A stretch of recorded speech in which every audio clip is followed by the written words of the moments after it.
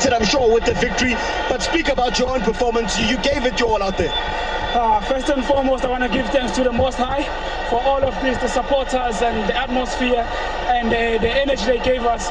Honestly, this is for the whole team because we expected that it was going to be a difficult game, but we had to grind and we're happy to come away with the next step. You speak of grind. The crowd you got behind the team towards the latter stages of the game, did that drive the team on? Of course. Like without these people, I don't think, because most of the moments we were down, but they kept us going. I'm even losing my voice because of, like, I don't have words. I just want to thank God and my family at home, my people. Since I came back, it's been like crazy for me, and we still want to go on to the next step. And even on the league, we want to climb higher. So as a team, we're fighting. We want to fight more to achieve for the fans and for the club.